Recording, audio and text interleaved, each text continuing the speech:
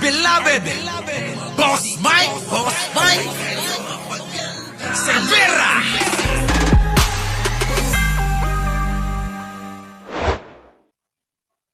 Yo, magandang umaga, magandang hapon at magandang gabi sa mandako ng mundo. Naroon kayo. Siyempre, magandang buhay na rin para sa ating lahat. At eto na nga mga kababayan, marami ang nagtatanong patungkol dito nga kay Sara Duterte. Oo, kasi mayroon na naman bandage yung yung kanyang braso. Ewan ko kung ano nangyayari dito kay Sara, no? Ha? Sa palagay niyo mga kababayan, tignan niyo nga ito, oh. Ayan mga kababayan, oh, tignan niyo yung kamay. Oh. Ano nangyari diyan? Nanuntok ba 'yan? Nagwala na naman ba 'yan? Gano'n, ano? Pero mga kababayan, bago natin 'yan talakayin, huwag niyong kakalimutan na mag-like, mag-share at mag-subscribe dito sa ating channel mga kababayan. So, eto na nga. Opo, eto na nga mga kababayan. Kasi maraming nakakapansin mga kababayan, ayan binilugan na nga yung kanyang leeg. Tapos eto na namang kamay. Oh, ang problema nga, sabi nga ng iba, baka mamaya ibintang na naman kay Pangulo yan eh. Sabihin na naman may tangka na naman sa buhay niya. Pero mga kababayan, hindi ko ba alam kung eto ba'y totoo? Ano ba nangyari diyan? Kayo mga kababayan, kasi etong si Sara mga kababayan eh. Oh, panoorin nyo kasi yung benda na yan, kung meron nga, sabi ko nga na parang natalakay ko na sa isang live to. Pero hindi ko na ipakita itong mga litrato at mga video, tingnan nyo mga kababayan. Yan! Nako po! Lagyan natin ng music si Sara. Sayaw, Sara! Yan, Ayan po mga kababayan, Ayan mga kababayan, Diba? Nais ko lang naman, isipan nyo'y buksan, matutong maging mapanuri sa realidad. Hindi mo mapapansin mga manlalamang, gusto ko lang sabihin, lamang ang may alam. Diba mga kababayan, na ipipisag-pisag niya. Kayo mga kababayan, tingnan nyo, mga kababayan, wag natin lagyan ng music. Ayan, mga kababayan yung kamay nyo, Ito yun eh. Ayan, kita nyo?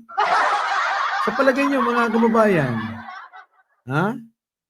dahil, alam nyo, ewan ko ba, o kasama na naman to sa drama ng mga Duterte. Si Digong naman. Si Digong, kala mo, bulag. Eto. Ayan, mga kababayan, tigas ng kamay. Oo, siguro nakasimento. Alam niyo mga kababayan, ako nagdududa talaga may attitude talaga to si Sara eh. Kasi mga kababayan ayon mismo sa kanya, panoorin nyo at pakinggan nyo. Akin is kapag nagkulang ang tulog at gutom, yun mga kababayan. Oo, ulitin ko, pakinggan nyo maigi. ang problema sa akin is kapag nagkulang ang tulog at gutom, yun lang talaga yung nakaka-apekto sa Yan. Yung pala yung nakaka-apekto sa kanya pagkakulang ng tulog at saka gutom. Di kaya nanuntok na naman si Sara ng pader.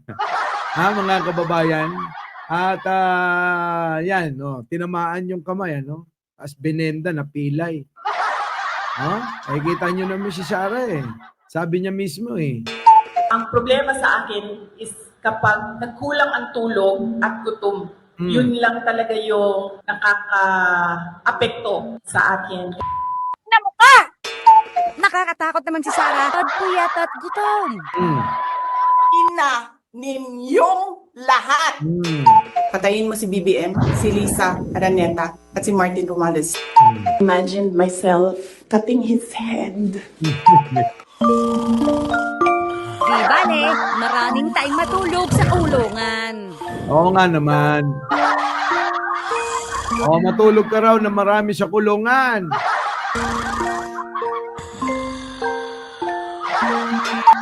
Itong mga to, loko-loko rin itong mga gumagawa nitong mga video na to.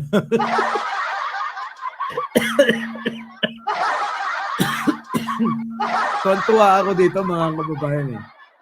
Mga pinaggagawa ng mga netizen na mga video. Pero ang ano ko lang naman dito, yung sinabi niyang ganito. Ang problema sa akin is kapag nagkulang ang tulog at gutom, yun lang talaga yung nakaka-apekto sa akin. Oh, yan. So, ibig sabihin, kaya pala niya nasasabi yung masasama na yan at kung ano-ano mga nagagawa niya, kapag ka nagugutom at kulang sa tulog. So, pag tinignan yung mga kababayan, ayan, yung mukha niya, lakihan natin. Yan, kita niyo, nakasimangot pa. Hindi kaya ito nagkulang na naman ng mga kababayan, ng tulog at saka nagutuman ito. Kaya kung ano na naman ang pinaggagawa sa sarili ni Sarah, Tapos gusto nyo maging presidente yung ganitong itsura? Magkakaroon tayo ng presidenteng ganitong klase? Aba, grabe naman. Wala na ba tayo talagang natitirang kahihiyan sa bansa natin? Puro na lang kahihiyan eh. Kayo mga kababayan, ano masasabi nyo rito sa benda na naman ni Sarah? Eto kasi hindi pa nasasagot yung nasa leeg niya. Abay, matagal na hindi na gumagaling yan, Ba, ilang buwan na ba yan? Abay, matagal ko na napapansin yan eh. Lagi pa rin nandyan, yung iba minsan sinasabi nga nila, palipat-lipat yan. So, anong klaseng sakit ito, mga kababayan?